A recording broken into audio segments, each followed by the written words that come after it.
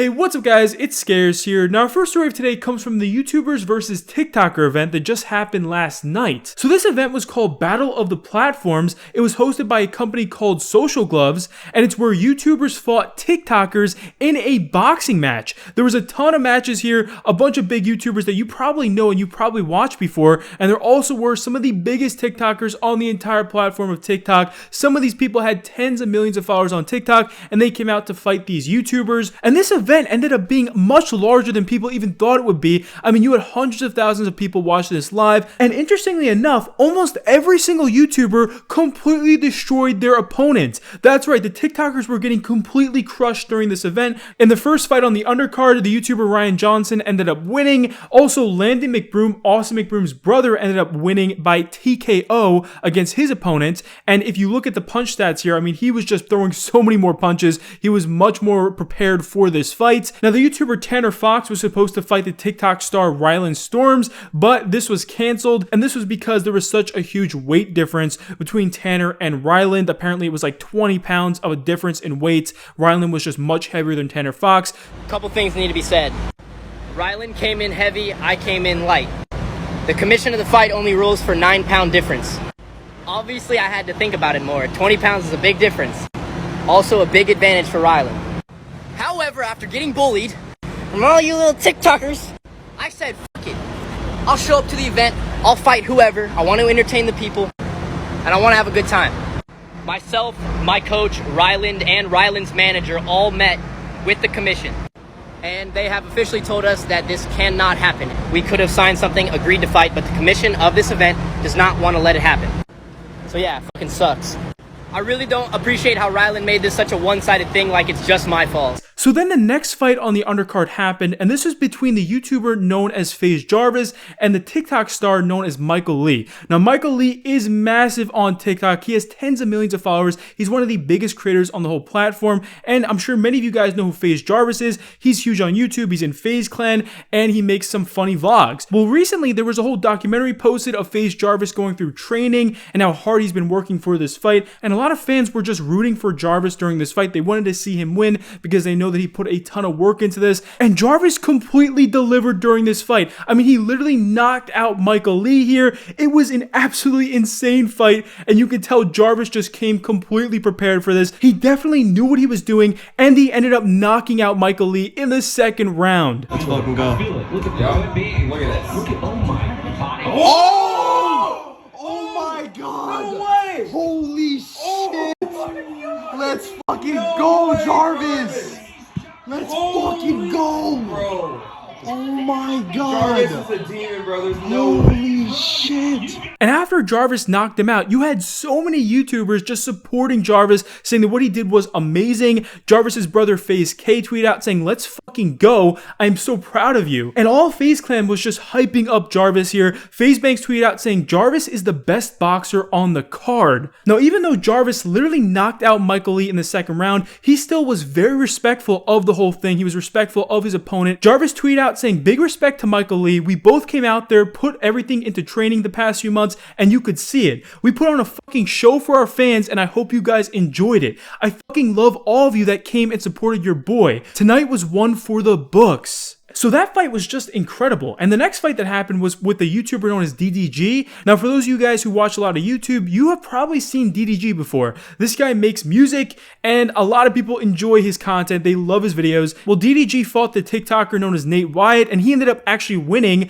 by unanimous decision from the judges. So all of the fights on the undercard up until this point were just wins for YouTubers. And people are very excited for the next fight because this was from the YouTuber known as Gib. Now, for those of you guys who don't know who Gib is, he fought Jake Paul. He ended up losing, but it really seemed like Gib was training very hard for this fight, and it looked like he had improved a ton for this fight coming up, and he was fighting the TikTok star known as Taylor Holder. Now, Taylor Holder is huge on TikTok, and Taylor's been talking a ton of trash on Gib ever since this fight was announced. I mean, he's been acting like he knows how to fight, he knows what he's doing, but Gib came into the ring, and he did really well, okay? Gib was obviously landing a lot more punches than Taylor, and people just felt like like he looked a lot better than Taylor. And at the end of this fight, it really looked like Gib was going to win. But apparently one of the judges thought otherwise, and it looks like one of the judges gave Taylor Holder all 5 rounds. One of the judges said that Taylor Holder won all 5 of the rounds during this fight, which is just insane. If you actually watch the fight, there is no way Taylor Holder won all 5 rounds. And what happened is this fight ended in a draw, and this is absolutely insane because if you look at the punch stats after the fight, you can clearly see that Gib landed so many more punches, more than twice as many punches as Taylor Holder. Even KSI tweeted out saying rigged. What the fuck was that? Who the fuck are these judges? Are they blind? Gib easily won that. Then the YouTuber MrBeast responded saying, if you told me someone slid those judges $100,000 to rig it, I believe you. This is ridiculous. And so many YouTubers were supporting Gib on this. They just felt like this fight was completely rigged. Actually, the YouTuber Mini Minter tweeted out saying, what the actual fuck is that? I knew this event would be fucked, but I didn't expect them to rig such an obvious fight. Fuck the judges, you're a legend and you won. Randolph tweeted out saying, feel sick for Gib, man. Went to hell and back to put on that performance. Put on a masterclass and they literally rigged it for what? I lost all integrity and respect for the event runners. So this is where this whole thing gets even more insane because before an official winner was actually announced, before it was announced as a draw, the event organizer, Social Gloves, these are the guys that actually ran the event, they tweeted out saying that Taylor Holder won. They said that Taylor Holder beat Gib. So this was tweeted before the results were announced, and when it was announced as a draw, Social Gloves quickly deleted their tweet. Then immediately afterwards, they tweeted out a correction saying that it ended in a draw. So this is why people felt like this fight was actually rigged, because the company that runs the event literally tweeted out before the official winner was announced saying that Taylor Holder won when that didn't happen, when it was a draw. I mean, it just doesn't make any sense. And this was trending on Twitter all night last night. You had so many people supporting Gib saying that he got completely robbed of his win here. And Gib just posted a video this morning with his thoughts on his fight versus Taylor Holder. Just watch this. The biggest robbery in boxing history. Buenos dias, boys. It's Big Gibber here. It's a day after the fight. I am eating my pancakes. Mission get rid of abs. I've sat and I thought, respect to Taylor Holder, but respect leaves once he tries to claim the victory. I kicked his ass for 5 rounds, hit him with so many body shots, I heard him fart in the ring. And to that one judge, that silly bastard, I don't know how he scored it, but I think he gave Taylor all 5 rounds. Dumbass. Okay, so the next fight was between Deji and the TikTok star known as Vinny the Hacker. Now, for those of you guys who have been following this YouTube boxing stuff for a while, Deji is obviously really loved in this YouTube boxing scene. He actually went 5 rounds with Jake Paul, and people felt like he was going to do really well in this fight versus Vinny the Hacker. But it looks like Deji had serious issues with his stamina during this fight. It looks like he was gassed out very quickly, and by the end of the fight, Vinny was just completely wailing on Deji, and the referee even had to stop it, and Vinny ended up winning by a technical knockout. And this was really sad because immediately after the fight, Deji was saying that he was a failure. He even said this to his own opponent. Talking about, you know, clout, numbers, more fans. Vinny Hacker just did this in front of a completely different audience, and I think he's got a lot of new fans tonight. That was amazing, and I hope we get to see Vinny Hacker in the ring again against someone. So regardless of what Deji thinks, I mean, so many YouTubers were just supporting him over this. They were saying that, you know, he still is a champion because he got into that ring and actually showed what he can do. The YouTuber Ethan Klein responded saying, I thought you fought really well, man. Nothing to feel bad about. It was a great match. And that's right, so many people are just completely supporting Deji right now. But Deji's former boxing coach known as Vidal Riley, now I'm sure many of you guys know who he is. He trained KSI and Deji for their first boxing fights, and he obviously is very well known in the YouTube boxing scene. Well, Vidal tweeted this out a few hours ago. He says, I woke up to hella messages saying that I should train Deji. Been there, done that. He should just not box anymore because the effort the sport requires is clearly too much for him. And Deji then uploaded a new video to his YouTube channel just a few hours ago, and it's called See You Soon. And he says here that he's going to take a break from social media to train. It looks like he's going to try to have better cardio so that he can keep up with his stamina during his fights. And a lot of his fans and viewers are happy to see that he is not giving up on boxing. My stamina failed me again. My stamina failed me, and yes, I know that. I don't want to talk too much because actions speak louder than words, and I know what I need to do. I'm going to be taking a break from social media, and I'm just going to be working on myself. because that's what I need to do. I need to work on my cardio. I need to work on just myself as a whole, because I do want to box again. So I'm not going to talk anymore. I'm going to just let my actions speak louder. And yeah, I guess I will see you guys soon. Now, after this fight between Deji and Vinny, the main event happened, and this was between Austin McBroom from the Ace family. He runs the largest family vlogging channel on YouTube. He's absolutely massive on YouTube. I'm sure you guys have watched him if you watch YouTube vlogs.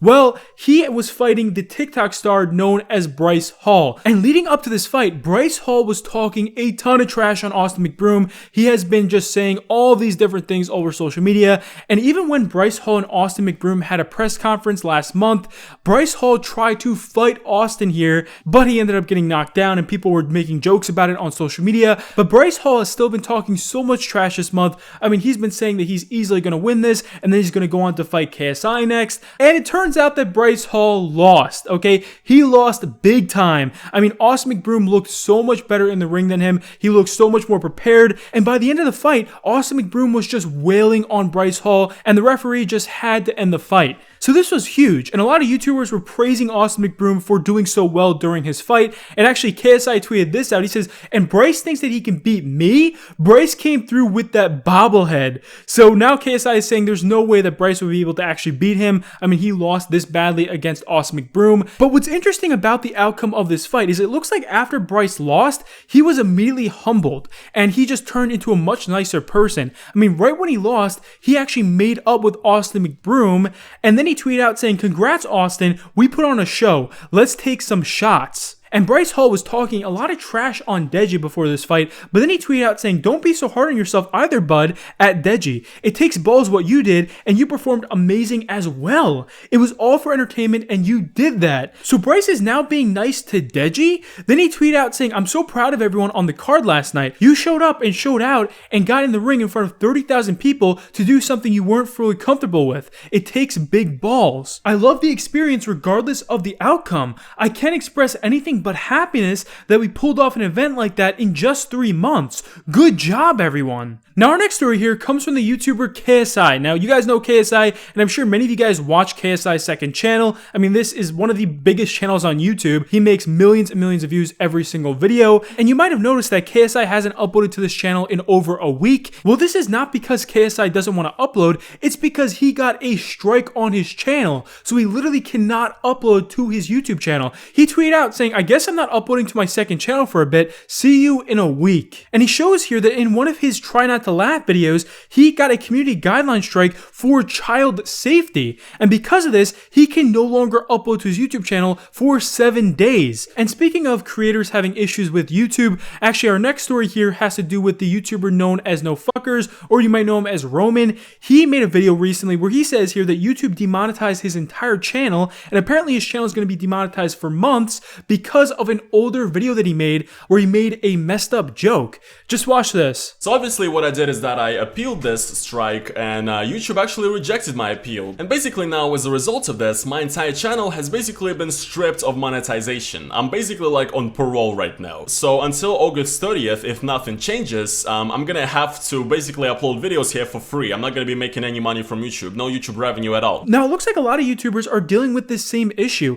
The Estonian YouTuber known as Artur Rehi recently uploaded a vlog where he says here that he lost monetization on his channel as well for a while, and this was also because of an older video that he posted. The bad news is that my YouTube channel was demonetized. The whole channel, everything demonetized. That means that I'm not getting a single penny from YouTube again. That means I'm not getting paid. And I have as soon as I took out the mortgage, I got the email from YouTube that my channel is demonetized. What was it about? It was an 8 years old video. Only 3 people have seen it. It has 3 views, it's on private. It was a video for my brother. I made a video for his birthday. It's called Happy Birthday, and the name of my brother. And he had some airsoft weapons, and he was just being 13-year-old with them, just airsoft and doing fun stuff with them. And turns out that YouTube's algorithm somehow detected this as I don't know, child soldiers or something, or gang violence. That's what the reason was. It was obviously a comedy video, airsoft sketch, that's what it was. 8 years ago, private video, only 3 views, and that's the video that demonetized my whole channel. That's the video that took away my living. So this is insane. I mean, this guy had a video that was 8 years old that was privated and it had 3 views of his brother just playing with airsoft guns, and now he's lost his livelihood because of it. I mean, I cannot believe that something like that can actually happen in today's day and age. Hopefully YouTube is able to help him, but I'll leave a link in the description for both NoFuckers and this other guy knows Artur Rehi. I'll leave both their channels in the description. I know Artur Rehi does a lot of reaction videos and NoFuckers does a lot of videos on Russia. And that's it for our video today, guys. Hopefully you enjoyed. If you did, please be sure to leave a thumbs up and I'll see you later. Peace.